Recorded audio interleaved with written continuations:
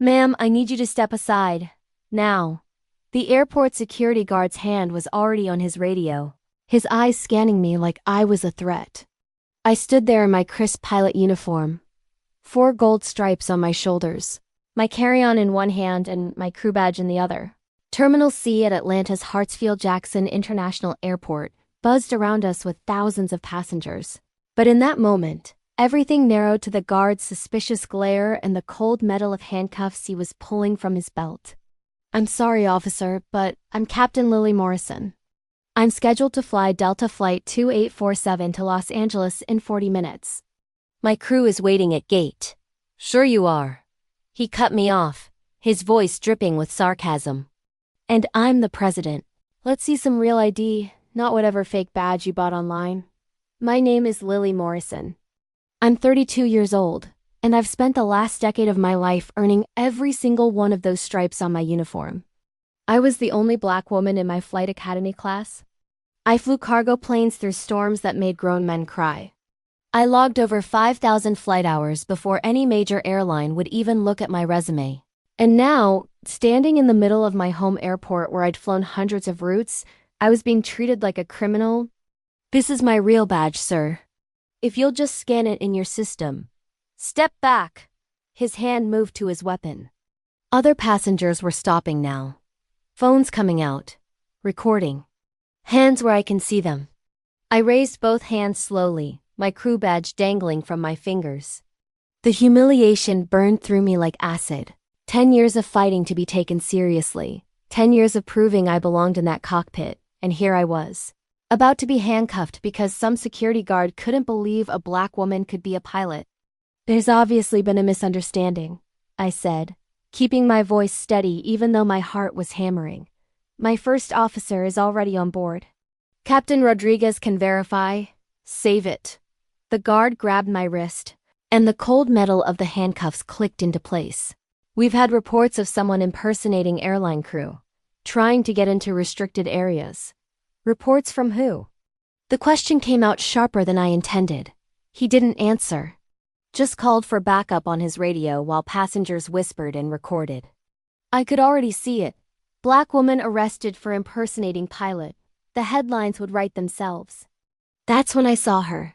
Jessica Chen, my best friend of 7 years. The woman who'd held my hand through my mother's funeral. Who'd helped me move into the house I shared with my husband Marcus. Who texted me every single day with encouragement and inside jokes. She was standing 30 feet away, partially hidden behind a structural pillar, her phone pointed directly at me. Not recording in shock or concern. Recording with a small, satisfied smile on her face. Our eyes met for exactly 3 seconds. Her smile faltered. Then she turned and disappeared into the crowd. "Officer, please." I tried one more time. "Just call Delta Operations. Ask for Captain Sarah Williams. She's the chief pilot. She can confirm." "Ma'am." "You need to stop talking and come with me." The next 20 minutes were a blur of humiliation. I was escorted to a security office while travelers stared and whispered. My badge was confiscated. My uniform was treated like a costume. And the entire time, one question burned in my mind. Why was Jessica there? She wasn't flying today. She worked in pharmaceutical sales and traveled constantly. But her flights always left from Terminal B, not C. Finally, someone with actual authority arrived. Captain Williams herself, looking absolutely furious. "What the hell is going on here?" she demanded, her voice cutting through the room like a blade. "Captain Morrison is one of our most reliable pilots. She's been with Delta for 6 years. The security guard's face went pale as she verified my credentials in under 30 seconds. The handcuffs came off with a mumbled apology that meant nothing. The damage was done. "Lily, I am so sorry." Captain Williams turned to me, genuine concern in her eyes. "Are you okay to fly?" "I can get someone to cover. I'm fine." I wasn't, but I'd worked too hard to let anyone see me break. "I need to get to my plane." By the time I reached gate C31, I was 15 minutes late.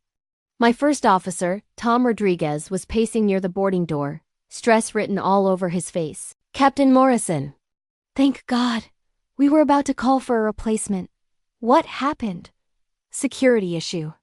"It's handled. I brushed past him toward the aircraft. Let's get this bird in the air. But as I walked down the jetway, my phone buzzed. A text from Marcus, my husband of 5 years.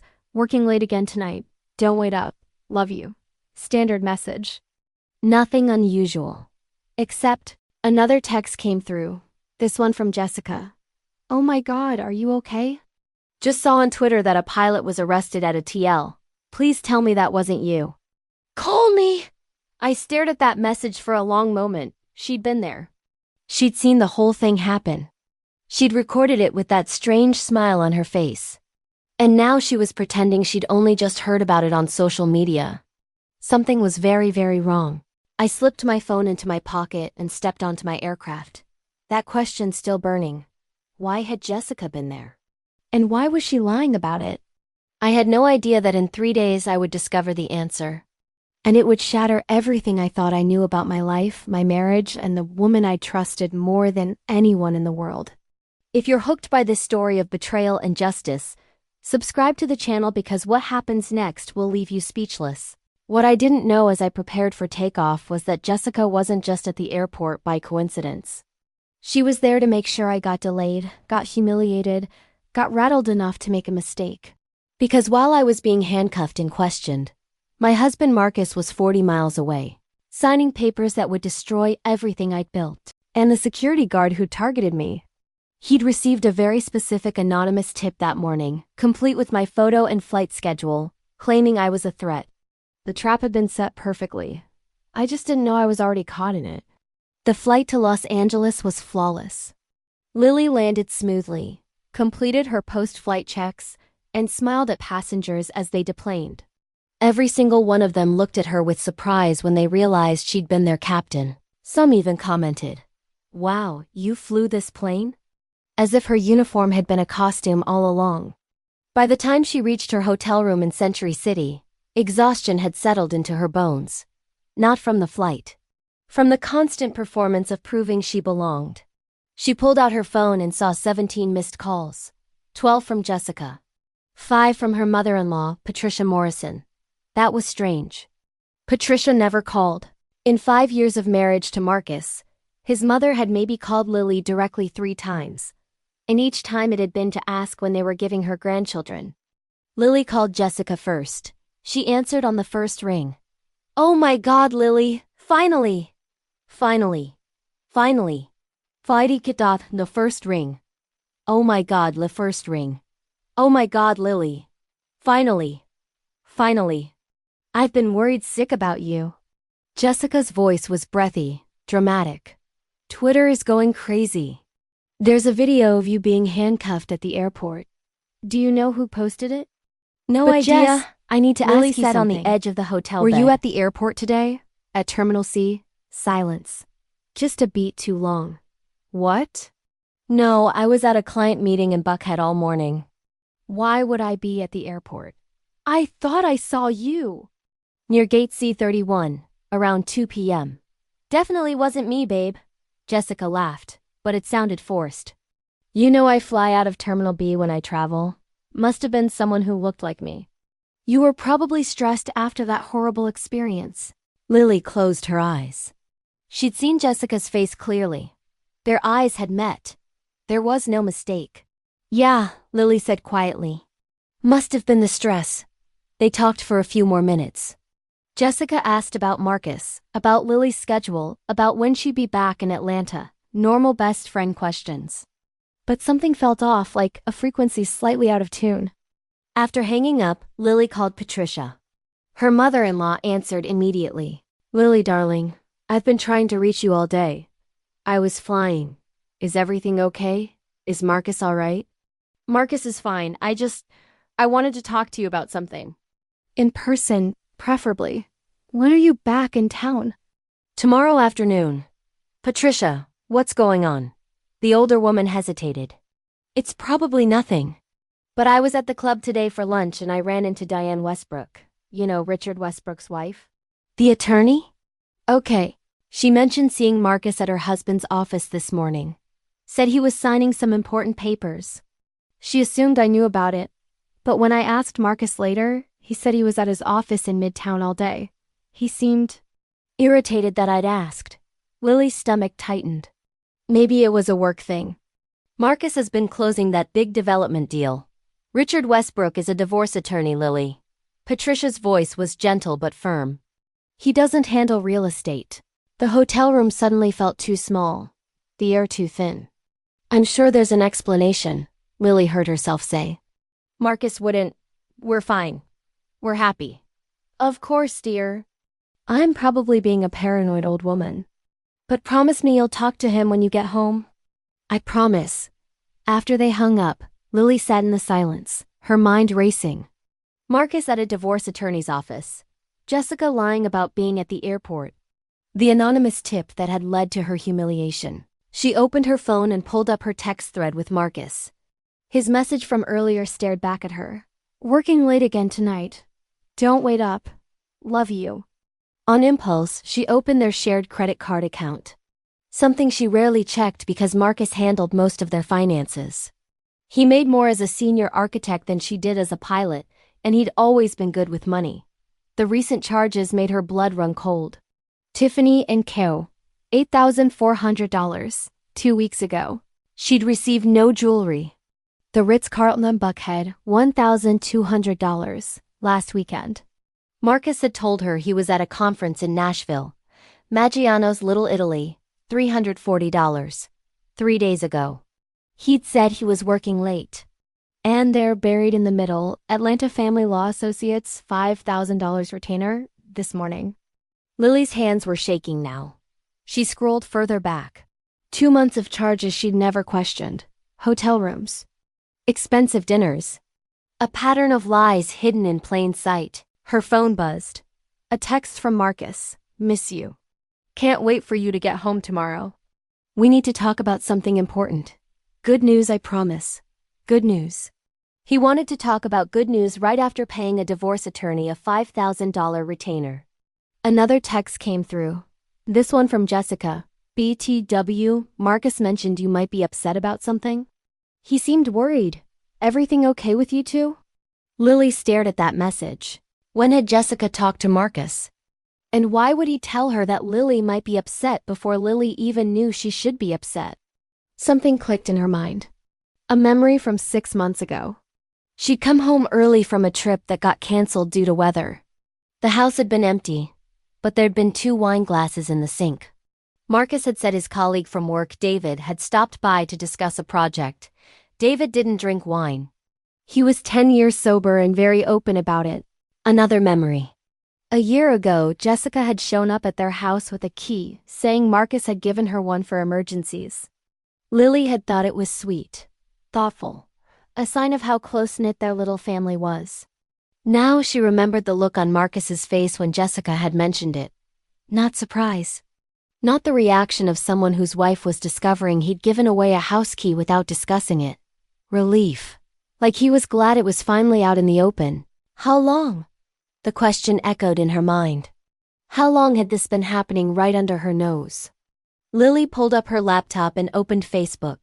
She searched for Marcus's name, then clicked on his tagged photos. Scrolled back. There, 18 months ago. A company party she'd missed because she'd been flying a red-eye to Tokyo. Marcus and Jessica in the background of someone else's photo standing close. His hand on the small of her back. Her leaning into him. Both of them looking at each other with an intimacy that couldn't be mistaken. 18 months, maybe longer. She kept scrolling. Found more subtle, easy to miss if you weren't looking for it. But now that she was looking, it was everywhere. Her phone rang. Marcus calling on FaceTime. She almost didn't answer. But she needed to see his face. Needed to see if she could catch him in a lie. Hey, babe. He smiled, looking relaxed. Behind him she could see their living room. The cream-colored sofa they'd picked out together. The abstract art she'd found at a street market in Paris. Their life. How was the flight? Fine. Lily kept her voice steady. Long day, though. Had some trouble at security before takeoff. Oh, yeah? What happened? She watched his face carefully. Some guard thought my uniform was fake.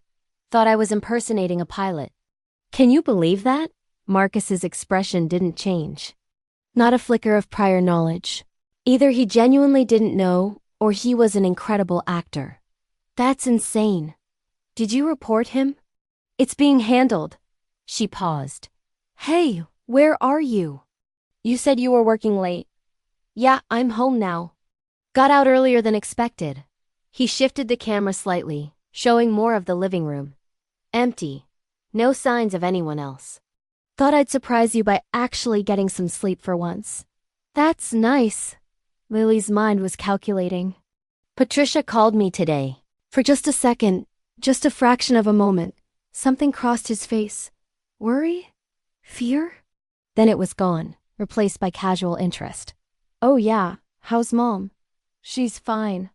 She mentioned seeing you at Richard Westbrook's office today. Now the change was visible. His jaw tightened almost imperceptibly. She must have me confused with someone else. I was at my office all day. That's what you told her. Lily's voice was still calm, conversational. But she seemed pretty sure it was you. Well, it wasn't. A hint of irritation crept into his tone. You know how my mom is. Always imagining things. Making drama where there isn't any. There it was. The gaslighting. Subtle but present. Making Patricia seem unreliable instead of addressing the actual question. You're probably right, Lily said, giving him the out, watching him take it. Listen, babe, I should go. Early meeting tomorrow. Love you. He blew a kiss at the camera. Love you too. The words tasted like ash in her mouth. After he hung up, Lily sat in the darkness of her hotel room, her mind working through every detail, every lie, every manipulation she'd been too trusting to see. Marcus was having an affair with Jessica. That much was clear. But the divorce attorney suggested something more. They weren't just sleeping together. They were planning something. And that something had involved humiliating her at the airport, making sure she was delayed, making sure she was rattled and off balance. Why? Lily pulled out her laptop again and logged into their bank accounts. Their joint checking showed normal activity, but then she checked their savings. The account they'd been building for years. The down payment fund for their dream house in Buckhead. The emergency fund that held 3 years of her salary. $240,000. Gone. Transferred out this morning while she was being handcuffed at the airport. Her hands stopped shaking. Something cold and focused settled over her. This wasn't just an affair. This was theft. This was calculated, premeditated destruction of everything she'd worked for. And they thought she'd just take it. Thought she'd be too humiliated, too broken, too focused on her public embarrassment to notice until it was too late. They didn't know who they were dealing with. Lily Morrison hadn't become the youngest black female captain at a major airline by giving up when things got hard. She'd navigated through thunderstorms that had torn apart aircraft. She'd landed planes with failed engines. She'd earned respect in a world that didn't want to give it to her. And now she was going to show her husband and her best friend exactly what happened when you underestimated her. She just needed to figure out the full scope of their plan first. Because something told her the missing money and the divorce attorney were just the beginning. What Lily didn't know yet was that at that exact moment, back in Atlanta, Marcus and Jessica were sitting in the living room she'd just seen on FaceTime, laughing about how easily she believed his lies. And tomorrow, when she landed, she'd walk into a trap that had been months in the making. But they'd made one critical mistake. They'd assumed the woman they were destroying was the same woman who'd trusted them blindly for years. That woman was gone. And the one who would walk off that plane tomorrow was someone they should have been afraid of. Lily didn't sleep that night. Instead, she spent 6 hours documenting everything. Screenshots of bank transfers, credit card statements, Facebook photos, text messages. She created a folder on her encrypted cloud drive labeled Flight Plan and organized every piece of evidence with the same precision she used for pre-flight checklists. By the time her alarm went off at 5 a.m., she had a strategy. The flight back to Atlanta departed at 8:30. Lily went through her routine mechanically. Uniform pressed, hair pulled back, 4 gold stripes perfectly aligned. To anyone watching, she was the same professional captain who'd flown out yesterday. But inside, everything had changed. During the pre-flight briefing, her first officer noticed something different. "You okay, Captain Morrison?" You seem focused. Just tired, Tom. Long 24 hours. What she didn't tell him was that she'd spent her layover learning Georgia divorce law, community property statutes, and financial fraud penalties. She'd also made 3 phone calls that would change everything. The first call had been to her father, retired Judge Harold Chen. Yes, Chen. Her mother had been Chinese American, and Lily had inherited her sharp cheekbones and sharper mind. Judge Chen had taught her early, never enter a courtroom without knowing more than your opponent. Baby girl, he'd said when she explained the situation, his voice tight with controlled fury. Don't confront them yet, not until you know exactly what they're planning. And Lily? Get yourself a shark, not a lawyer. A shark. The second call had been to that shark. Diane Westbrook, the divorce attorney whose husband Marcus had visited. Lily had gambled that a woman who'd built her reputation destroying cheating spouses would be interested in a case like this. She'd gambled right. Mrs. Morrison, Diane had said, her voice smooth and dangerous.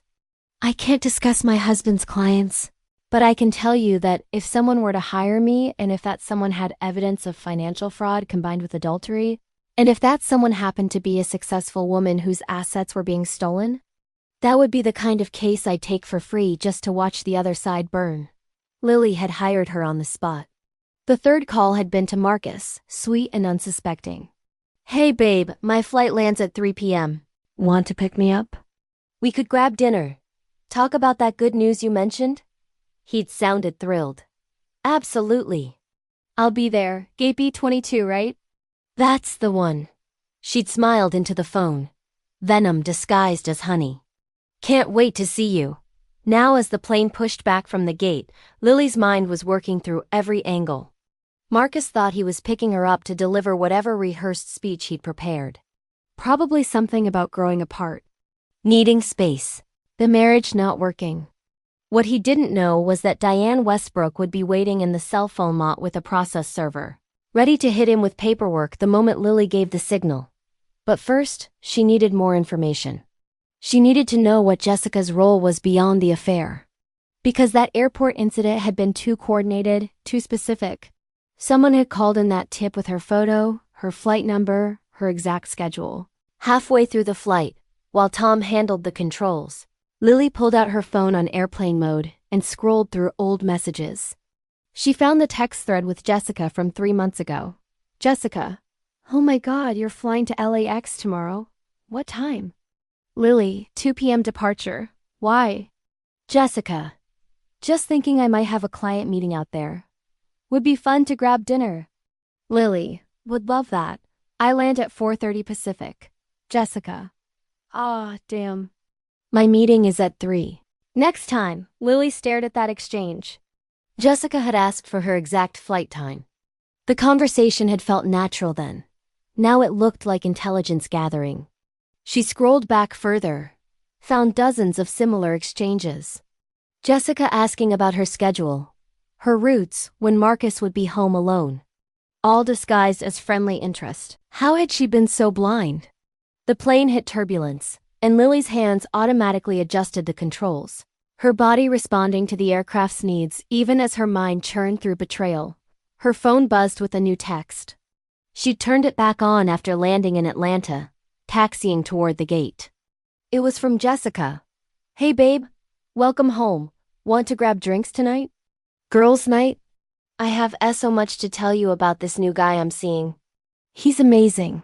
New guy. Lily almost laughed out loud.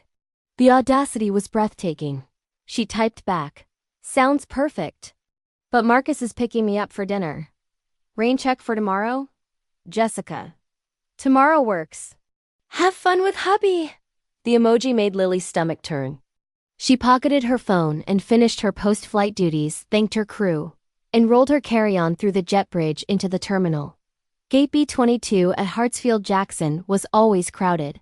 Lily scanned the waiting area and spotted Marcus immediately. He was standing near the windows, wearing the gray suit she'd bought him for their anniversary.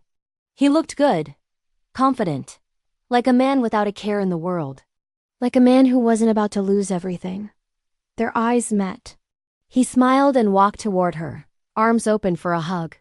"There's my favorite captain," he said, pulling her close. He smelled like expensive cologne, the kind Jessica always complimented him on. "Hey," Lily let him hug her, every muscle in her body screaming to pull away. "You look nice. Special occasion?" "Just wanted to look good for my beautiful wife." He kissed her forehead, the gesture so familiar it hurt. "Ready for dinner?" "I made reservations at Blueprint." "Your favorite." Blueprint. The restaurant where he'd proposed 5 years ago. He was really pulling out all the stops for whatever manipulation he had planned. "Actually," Lily said, pulling back slightly, "I'm exhausted. Can we just go home?" "Order takeout?" "I really want to hear about this good news." Something flickered across his face. Disappointment? Irritation? But he recovered quickly. "Sure, babe." "Whatever you want. Let's get your bag and head out." They walked through the terminal in silence. Marcus tried to make small talk about his week, but Lily barely heard him. She was too focused on watching his body language, cataloging every lie. In the parking garage, he loaded her suitcase into his Mercedes, the same car she'd helped him pick out 2 years ago when his architecture firm had landed a major contract. The same car he'd probably been driving Jessica around in while Lily was flying cross-country. "So," Lily said as they pulled out of the garage, "your mom called me yesterday. Said she saw you at some attorney's office?" Marcus's hands tightened on the steering wheel. "Just slightly. I told you, that wasn't me. Mom's memory isn't what it used to be." "Right." Lily watched Atlanta's skyline pass by the window. "Must have been someone who looks like you." "Exactly." He reached over and squeezed her hand. His touch felt like ice. "Babe, there's something I need to tell you." "About that good news." Here it comes, Lily thought. The prepared speech. The rehearsed betrayal. "I've been doing a lot of thinking about us. About our future. And I realized something important." Lily's phone buzzed. A text from Diane Westbrook. "I'm in position. Process server ready. Just say the word." "What did you realize?" Lily asked, her voice carefully neutral. Marcus pulled into their driveway, turned off the engine, turned to face her with an expression he probably thought looked sincere. "I realized that I haven't been honest with you about what I really want, what I really need." "What do you need, Marcus?" Lily's hand moved to her phone in her pocket. "I think we should." The front door of their house opened. Jessica stepped out, wearing one of Lily's robes, holding a glass of wine, smiling like she owned the place. Lily's breath stopped. Marcus went pale. "Oops," Jessica said, not sounding sorry at all. "Guess the surprise is ruined." For a moment nobody moved. Then Marcus started talking fast. "Lily, I can explain. This isn't what it looks like." "Really?" Lily's voice was calm, deadly calm. "Because it looks like my husband and my best friend are having an affair. In my house. In my robe, drinking my wine." Jessica laughed. Actually laughed. "Oh, honey, it's so much better than that." She held up her left hand. A diamond ring glinted in the porch light. Not just any ring. An engagement ring. "We're married, Lily. Have been for 3 years. Legal marriage, too. Marcus and I got married in Vegas right after his trip there for that architecture conference, remember? The one where he won that award." The world tilted sideways. 3 years. They'd been married for 3 years. "How?" Lily heard herself ask. "He's married to me." Bigamy. Jessica's smile was pure poison. "Turns out when you use different last names in different states, it's actually pretty easy. Marcus Morrison in Georgia, Marcus Chen in Nevada. Your maiden name, by the way. Hope you don't mind that we borrowed it." Marcus wouldn't meet Lily's eyes. Just stared at the steering wheel. His jaw clenched. "Why are you telling me this?" Lily asked. "Why now?" "Because," Jessica set down her wine glass and pulled out her phone. "Tomorrow morning, we're filing for divorce. Marcus is going to claim you abandoned the marriage. That you were never home because of your job. That the relationship broke down irreparably. And because of George's divorce laws, he gets to keep the house, half of everything, and a nice chunk of your pilot salary as alimony. The money. Lily's voice was hollow. The $240,000? You already took it. We took what was rightfully ours, Marcus finally spoke. You were never here, Lily. Always flying somewhere. Always choosing your career over us. That money is compensation for the years I spent alone while you chased your dreams. The audacity. The absolute audacity of rewriting history while sitting next to her. And the airport incident yesterday? Lily asked. That was you.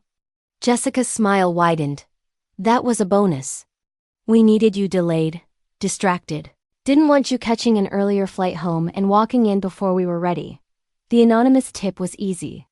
A few doctored photos. A call to security about a suspicious person impersonating a pilot.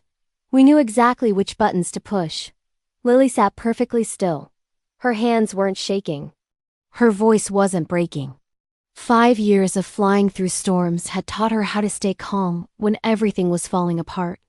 You've got it all figured out, she said quietly. We really do. Jessica leaned against the doorframe. Oh, and that video of you being handcuffed already has 300,000 views. Black woman arrested for impersonating pilot is trending. Your reputation at Delta is probably finished. Makes it easier for Marcus to argue you're unstable, unreliable. Bad for his image to stay married to someone like that. Marcus flinched at that. Good. He should feel something. You know what's funny? Lily unbuckled her seatbelt and opened the car door. You two really thought you had this all planned out. She stepped out of the Mercedes, grabbed her suitcase from the back, and walked toward her own front door where Jessica was blocking the entrance. Move, Lily said quietly. This is my house now, Jessica said. You should probably find a hotel. Lily looked at her. Really looked at her. The woman who'd been her maid of honor, who'd helped her study for her captain's exam, who'd sworn she'd always have Lily's back. You're right, Lily said. This isn't my house anymore. But Jessica, you should have done your research better. She pulled out her phone and sent one text to Diane Westbrook. Execute. What does that mean? Jessica's smile faltered. It means, Lily said, stepping so close Jessica had to back up, that while you two were playing house and planning my destruction, I was doing my homework. See, bigamy is a felony in Georgia. Punishable by 1 to 3 years in prison. Financial fraud. That's another 5 to 10. And wire fraud for transferring money across state lines? Federal crime. Marcus jumped out of the car. Lily, wait. I'm not done. Lily's voice cut like a blade. I spent my layover in LA talking to 3 people. My father, the retired federal judge, a divorce attorney who specializes in destroying cheaters, and the FBI's Financial Crimes Division, who were very interested in the email evidence I sent them about interstate fraud. The color drained from Jessica's face. You wanted to ruin my reputation? Fine. That video has 300,000 views. Perfect. By tomorrow, everyone will see the follow-up video I'm posting. The one where I explain exactly why I was targeted. The one where I name both of you. The one where I share every receipt, every bank statement, every text message proving you orchestrated my public humiliation. You're blowing this out of proportion, Marcus said, but his voice was shaking now. Am I? Because from where I'm standing, you committed bigamy, stole $250,000, and tried to frame me as an unstable employee to cover it up. That's not a marriage problem, Marcus. That's organized crime. A car pulled into the driveway behind Marcus's Mercedes. 2 people got out. A woman in an expensive suit and a man holding a manila envelope. Captain Morrison? The woman called out. I'm Diane Westbrook. This is my associate. We have documents for Mr. Morrison. Marcus looked like he might throw up. The process server walked forward and handed Marcus the envelope. Marcus Morrison, you've been served. This is a lawsuit for return of stolen assets, fraud, and criminal misconduct. You're also being served with a restraining order. You are not to contact Lily Morrison or come within 500 feet of her. You can't do this, Jessica said, but she was backing toward the door now. I already did. Lily turned to Diane. The police? On their way. Diane checked her watch. Should be here in about 3 minutes. Apparently, when a federal judge calls in a favor about his daughter being the victim of felony fraud, they respond quickly. Lily looked at Marcus one last time. The man she'd loved. The man she'd built a life with. The man who'd turned out to be a stranger wearing a familiar face. "You wanted to take everything from me," she said softly. "My money, my reputation, my home. You thought I'd be too weak, too embarrassed, too broken to fight back." She stepped closer to him, her voice dropping to a whisper only he could hear. "But you forgot something, Marcus. I fly through storms for a living. I land planes when engines fail. I make life or death decisions at 30,000 feet. Did you really think I'd crash because of you?" Sirens wailed in the distance, growing closer. Lily picked up her suitcase and walked past both of them, down the driveway where Diane was waiting. "Where will you go?" Diane asked. "My father's house tonight. Tomorrow I'm getting a lawyer for the criminal charges and starting my own lawsuit. Civil court for emotional distress, defamation, and punitive damages." Lily looked back at her house one more time. "How much do you think we can get?" Diane smiled. A shark smile. "Everything they have. And then some." As police cars pulled onto the street, as neighbors came out to watch, as Marcus and Jessica's perfect plan collapsed in spectacular fashion, Lily Morrison stood tall in her pilot's uniform and didn't shed a single tear. They'd tried to destroy her. Instead, they'd just taught her exactly how far she was willing to go to protect herself. And the scariest part? She was just getting started. What Marcus and Jessica didn't know was that the video of Lily's arrest had done something unexpected. It had gone so viral that Delta's CEO had personally called her that morning to apologize. The security guard had been fired. And a journalist from CNN had reached out, wanting to do a story on racial profiling in airports. By trying to ruin Lily's reputation, they'd accidentally made her a symbol. A hero.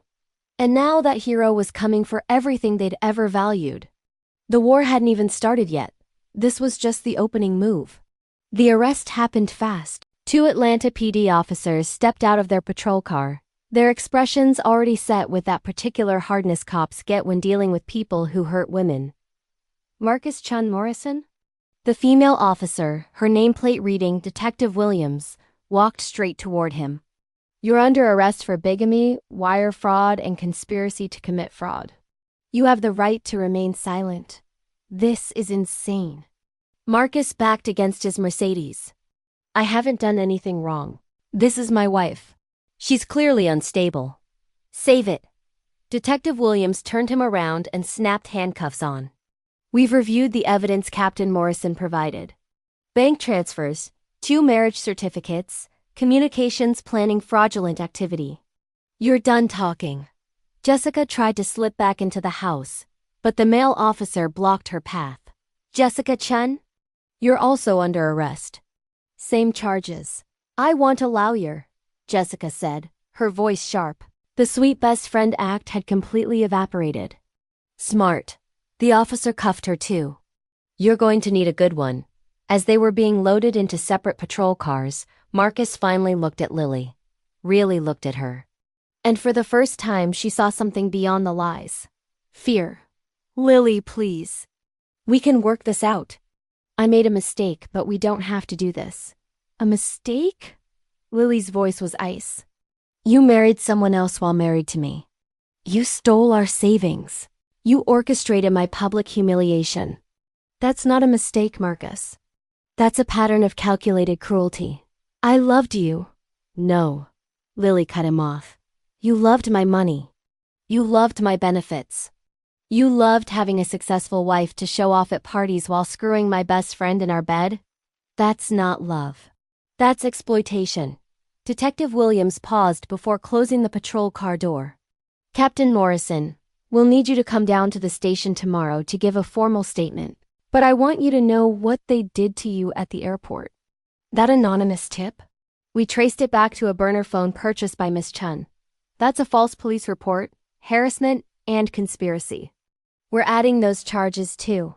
Lily nodded, her throat suddenly tight. She'd known it was them, but hearing it confirmed made it real. The patrol cars pulled away, sirens silent but lights flashing red and blue across the suburban street. Neighbors stood on their lawns, phones out, recording everything. By tomorrow morning, this would be all over social media. Good, let them see. Diane walked over, her heels clicking on the pavement. That was extremely satisfying. Now comes the fun part. What's the fun part? Lily asked. Destroying them financially. Diane's smile was predatory. I've already filed emergency motions to freeze all of Marcus's accounts, put liens on this house, and seize the vehicle. The $240,000 they transferred? That's being reversed as we speak thanks to your father's connections at the bank's fraud department. How long until I get it back? 48 hours, maybe less. The bank is very motivated to avoid a lawsuit for allowing such an obvious fraudulent transfer. Lily's phone started buzzing. Multiple calls, dozens of texts. She glanced at the screen. Messages from colleagues at Delta, friends from Flight Academy, even her ex-boyfriend from college who she hadn't spoken to in a decade. Everyone had seen the viral video. And now everyone was seeing the follow-up. One text stood out. From Captain Sarah Williams, her chief pilot. Lily, the CEO wants to talk to you tomorrow. Also, CNN called. They want to do a segment on what happened. Your choice entirely, but this could be powerful. You turned a racist attack into a movement. I'm proud of you. Lily pocketed her phone and looked at her house. The house she'd saved for. The house she'd thought would be her home for decades. I don't want it, she said quietly. The house. Even if I win it in the settlement. I don't want to live here anymore. Understandable. Diane made a note on her tablet. We'll sell it and you keep the proceeds. Based on current market value and the equity, you're looking at about $400,000 profit. What about them? What happens to Marcus and Jessica? Diane's smile widened. Well, let's see. Bigamy in Georgia carries 1 to 3 years. Financial fraud, especially involving amounts over $100,000, that's 5 to 10 years. Wire fraud is a federal charge, another 10 to 20 years. If the prosecutor decides to run them consecutively instead of concurrently, they're looking at 15 to 30 years combined. And financially? You're suing them for return of assets, emotional distress, defamation, and punitive damages. Conservative estimate? You'll win $750,000 from Marcus and another $500,000 from Jessica. We'll garnish their wages for the rest of their lives if we have to. Lily did the math. Between the house sale, the returned savings, and the lawsuit, she'd walk away with over $1.5 million. More than she'd had before they tried to destroy her. There's more, Diane continued. I did some digging into Jessica's finances. Turns out she's been embezzling from her pharmaceutical company for 2 years. About $300,000 worth. I've already contacted their legal department. They're filing criminal charges tomorrow. How did you find that so fast? I didn't. Your father did. Turns out when a federal judge makes calls, people answer. Diane's expression softened slightly. You have a lot of people in your corner, Lily. More than you realize. As if on cue. 3 cars pulled up. Lily's father stepped out of the first one. His tall frame and distinguished gray hair unmistakable, even in the dim streetlight. From the second car came Lily's younger sister, Maya, and her wife, Christina. The third car held Tom Rodriguez, her first officer, and 2 other pilots from Delta. Baby girl. Her father pulled her into a tight hug. You okay? I'm okay, Dad. And surprisingly, she was. Angry, yes. Hurt, absolutely. But not broken. Never broken. Maya hugged her next. I always hated Marcus. Just so you know. Told you not to marry him. You told me he had a weak handshake and probably compensated with expensive watches. I was right about the watches. Despite everything, Lily laughed. Tom approached cautiously. Captain, I just wanted to say, what they did was unforgivable. And that airport security thing? Every pilot at Delta is furious. We're all behind you. Thank you, Tom. That means more than you know. Over the next hour, more people arrived. Lily's aunt and uncle, colleagues from the airline. Even some passengers who'd recognized her from the viral video and wanted to show support.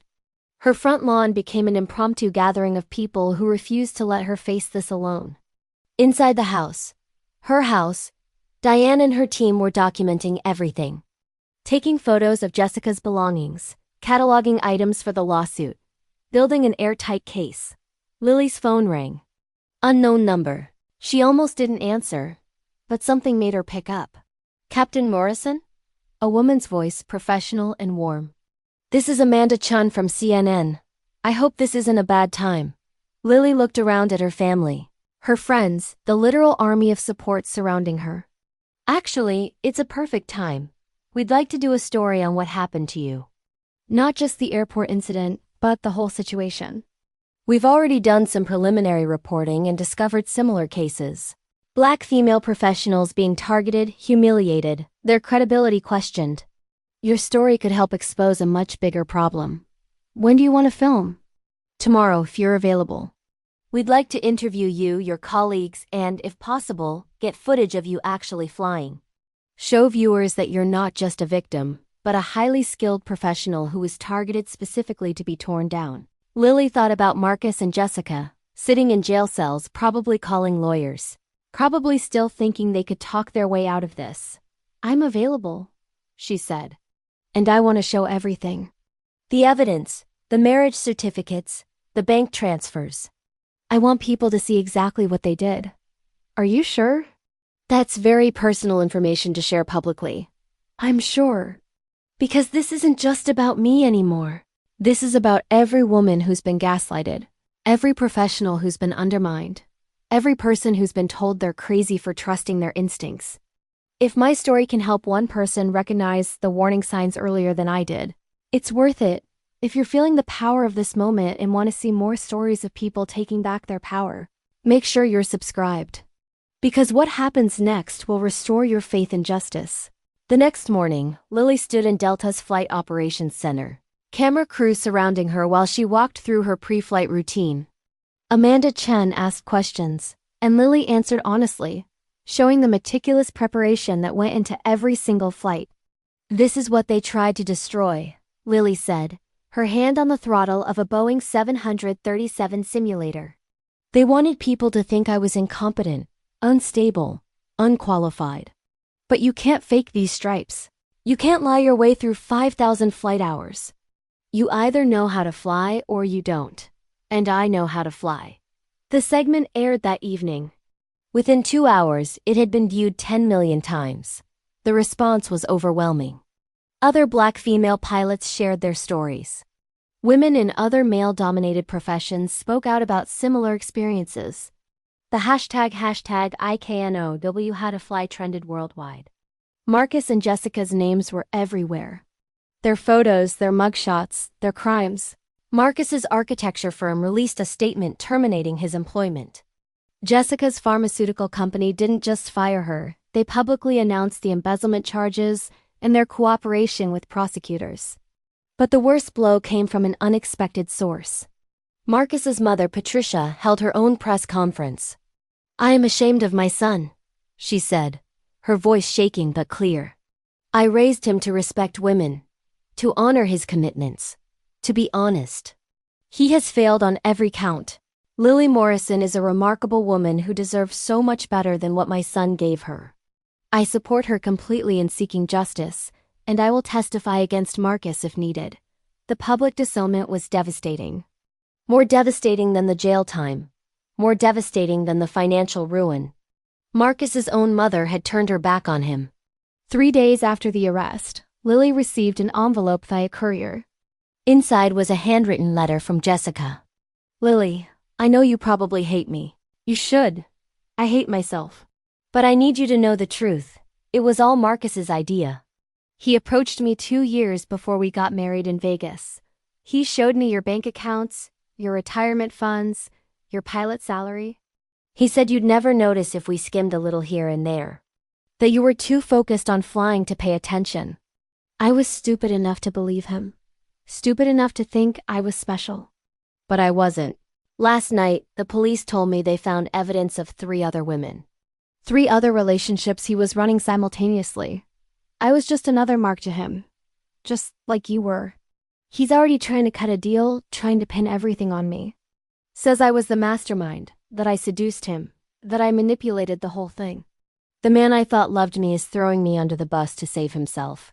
I'm not asking for forgiveness. I don't deserve it. I just wanted you to know that while I participated in destroying you, I was also being destroyed. We were both his victims. The only difference is you were smart enough to fight back. I hope you find happiness. Real happiness, with someone who deserves you. Jessica Lily read the letter twice, then handed it to Diane. Is this useful? She asked. Very. It's essentially a confession and confirms Marcus as the primary orchestrator. This will help in sentencing. Diane paused. How do you feel about it? I feel, Lily considered. Nothing. I don't hate her. I don't pity her. I just feel nothing. She made her choices. Now she lives with the consequences. That's healthy, Diane said. Healthier than most people in your situation. The preliminary hearing happened 2 weeks later. Marcus, looking gaunt and exhausted in an orange jumpsuit, pleaded not guilty to all charges. His lawyer, a public defender who looked overwhelmed, tried to argue that it was all a misunderstanding, that the marriage in Vegas wasn't legal because of a technicality. The judge, a stern black woman in her 60s, shut that down immediately. Mr. Morrison, you signed a marriage certificate. You filed joint taxes in Nevada. You shared bank accounts. The marriage was legal, which makes your Georgia marriage bigamous. Motion denied. Jessica's lawyer took a different approach. She pleaded guilty to all charges in exchange for testimony against Marcus and a reduced sentence. 8 years instead of 20. Marcus's face when he heard that was almost worth everything Lily had been through. The trial was set for 6 months out. But with Jessica's testimony, the bank records, the documented communications, and Patricia's willingness to testify about her son's character, the outcome was inevitable. Marcus's lawyer approached Diane with a plea deal. Marcus would plead guilty to all charges, surrender all claims to any shared assets, and accept a 15-year sentence in exchange for avoiding a public trial. Take it, Lily told Diane. I don't need to watch him try to lie in court. I just need him gone. The plea was accepted. Marcus Morrison was sentenced to 15 years in federal prison, with eligibility for parole after 10. He was also ordered to pay Lily $1, $2 million in damages, to be garnished from any future earnings for the rest of his life. Jessica got 8 years, also with parole eligibility. Both of them were bankrupted by legal fees. Both of them lost everything. Their reputations, their careers, their freedom. On the day of sentencing, Lily sat in the courtroom and watched Marcus one final time. He looked at her as they led him away in handcuffs, and his mouth formed the words, "I'm sorry." Lily just looked back at him, her face expressionless. She didn't nod, didn't acknowledge.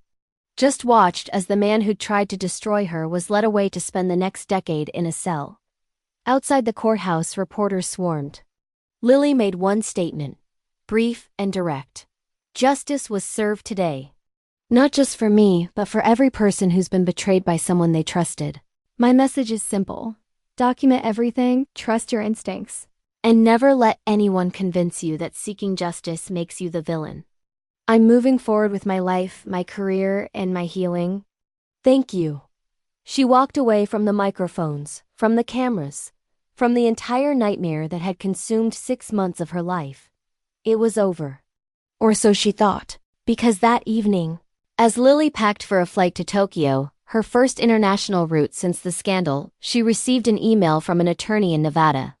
The subject line read, "Regarding the estate of Marcus Chen Morrison." Confused, Lily opened it. Marcus wasn't dead. He was in prison. The email explained that Marcus had a life insurance policy in Nevada under his alias Marcus Chen. The policy was worth $500,000. And because he'd listed spouse as the beneficiary, and because Jessica was serving time for fraud, the insurance company was legally required to pay the benefit to his legal spouse, which was Lily. She was the only legitimate spouse. The Georgia marriage had predated the Nevada one. Lily stared at the email, then started laughing. She laughed until tears ran down her face. Marcus had taken out life insurance planning for some eventual payout. and in his arrogance, had forgotten to specify which wife should receive it. So now, on top of everything else, Lily was getting another $500,000 from the man who tried to steal everything from her. The universe, it seemed, had a sense of humor. And the best part? The absolute best part? Marcus would eventually find out. Would learn that his own greed had enriched the woman he'd tried to destroy. Would spend his years in prison knowing that Lily Morrison was living her best life on his dime. That thought warmed Lily more than any revenge ever could. Justice wasn't just served. It was served with interest. 2 years later, Captain Lily Morrison stood at the podium of the National Organization of Black Pilots annual conference, looking out at 300 faces. Most of them were young women, their eyes bright with determination and dreams of touching the sky. "They tried to clip my wings," Lily said, her voice steady and strong. "They thought public humiliation, financial theft, and betrayal would ground me permanently. They were wrong." The audience erupted in applause. Lily smiled, waiting for them to settle before continuing. "Today, I'm not just a captain. I'm Delta's youngest chief training pilot. I oversee the instruction of every new pilot who joins our fleet. I decide who gets to fly our planes. And I make sure that no one, regardless of race, gender, or background, ever faces the discrimination I faced." More applause. But Lily wasn't finished. "The $1.7 million I won from my lawsuit? I used it to establish the Morrison Flight Academy Scholarship Fund. Every year we send 10 underprivileged students of color through flight school. Completely free. Because the best revenge isn't destroying your enemies. It's building something so beautiful that their hatred looks pathetic in comparison." The standing ovation lasted 3 full minutes. After the speech, a young black woman in her early 20s approached Lily nervously. "Captain Morrison? I just wanted to thank you. I'm one of your scholarship recipients. I start flight school next month because of you." Lily hugged her. "No, you start flight school because of you. Because you worked hard. Because you refused to give up. Because you believed you belonged in that cockpit. I just opened a door. You're the one walking through it." As the young woman walked away, wiping tears from her eyes, Lily's phone buzzed. A text from her father. "Proud of you, baby girl." "Your mother would be too," Lily smiled. Her mother, who died when Lily was 19, had always told her, "Success is the loudest clap back." She'd been right. Her phone buzzed again. This time from Tom Rodriguez, who'd been promoted to captain shortly after Lily's scandal had gone viral. "Drinks tonight? Bringing my wife. She wants to meet the legend." "Legend?" Lily typed back. "I'm just a pilot who refused to crash." "Exactly. That's what makes you legendary." That evening, Lily sat at a rooftop bar in Midtown Atlanta, surrounded by friends and colleagues. The city sparkled below them, lights twinkling like grounded stars. Tom and his wife, Patricia, asked about Lily's dating life with the kind of nosiness that comes from genuine affection. "I'm seeing someone," Lily admitted, sipping her wine. "Nothing serious yet. He's a trauma surgeon at Grady Memorial. We met at a medical conference where I was speaking about crisis management." "A surgeon?" Patricia's eyes lit up. "That's promising. What's his name?" David Okonkwo. He's Nigerian, brilliant. And most importantly," Lily paused for effect, "he's never been married before." I checked. Thoroughly. Everyone laughed. Lily could joke about it now. The pain had faded to a dull memory, like turbulence from a flight years ago. Her phone lit up with a notification. An email from Georgia Department of Corrections. She'd set up alerts for any news regarding Marcus Morrison's status. Inmate Marcus Morrison's parole hearing has been scheduled for August 2027. You have been listed as a victim and may submit a statement. 5 more years. Marcus had served 5 years of his 15-year sentence and was already seeking early release. Lily opened her laptop and began typing her victim impact statement right there at the bar. To the parole board. Marcus Morrison stole money from me. That money has been returned with interest. He stole my sense of security. I've rebuilt it stronger than before. He tried to steal my reputation. Instead, he gave me a platform to help thousands of others. I don't write this statement out of hatred. I write it from a place of clarity. Marcus Morrison is a man who spent years constructing elaborate lies, who manipulated multiple women simultaneously, who showed no remorse until he was caught. 5 years is not enough time for that level of deception to be rehabilitated. My recommendation to this board is simple: deny parole. Let him serve his full sentence. Let him sit with the consequences of his choices the way his victims had to sit with ours. But whether you grant parole or not, know this: Marcus Morrison no longer has power over my life. He is irrelevant to my happiness, my success, and my future. I am whole without his destruction. And that is the greatest victory of all. Respectfully, Captain Lily Morrison. She sent the email and closed her laptop. Tom was watching her with a knowing expression. Marcus? He asked. Parole hearing in 5 years. I just made sure they know he shouldn't get it. Good. Tom raised his glass. To people who underestimate pilots, they always crash and burn. Everyone toasted. The night continued with laughter and stories, the kind of easy joy that comes from surviving something terrible and finding community on the other side. 3 weeks later, Lily received a letter forwarded from the prison where Jessica was serving her sentence. She almost threw it away unopened, but curiosity won. Lily, I know I have no right to write to you. I know you probably hate even seeing my name. But I need to tell you something before my next parole hearing. I was denied early release. 8 years means 8 years, they told me, and honestly, I'm relieved. I needed this time, needed to sit with what I did, needed to understand how I became the kind of person who could betray her best friend. In here, I've been working with a therapist, processing my own trauma, my own insecurities that made me vulnerable to Marcus's manipulation. That's not an excuse, it's just context. I made my choices. I own them. I heard about your scholarship fund, about your promotion, about the lives you're changing. And I realized something: you were always the strong one. I was just too insecure to see it. I attached myself to you hoping some of your light would rub off on me. Instead, I tried to extinguish it. I don't ask for forgiveness. I don't deserve it. I just want you to know that watching you thrive from behind these bars has taught me more about dignity and strength than anything else could have. You won, Lily. Not because we're in prison, but because you never let us make you small. Jessica Lily read the letter once, then filed it away in a folder labeled Closed Chapters. Jessica's journey toward redemption, if it was genuine, was Jessica's own work to do. Lily had no space left for it. The CNN documentary about Lily's story, titled Grounded: One Woman's Fight Against Betrayal and Racism, won an Emmy for Outstanding Documentary. Lily attended the ceremony in a stunning gold gown, her father on one arm and David, her surgeon boyfriend, on the other. When her name was announced as a contributor to the winning documentary, the audience gave her a standing ovation. Lily stood, waved, and felt a sense of completion that had nothing to do with Marcus or Jessica, and everything to do with who she'd become. 6 months after that, Delta Airlines announced Lily Morrison as their new Director of Diversity and Inclusion. The press release highlighted her journey, her resilience, and her commitment to ensuring no pilot would face what she'd faced. On her first day in the new role, Lily walked through the same Terminal C where she'd been handcuffed 2.5 years earlier. She passed the spot where the security guard had grabbed her wrist. She walked through the corridor where Jessica had recorded her humiliation. And she felt nothing but gratitude. Because without that day, she might have stayed in a fraudulent marriage forever. She might never have discovered her own strength. She might never have built something meaningful from the ashes of betrayal. That evening, she posted a photo on Instagram.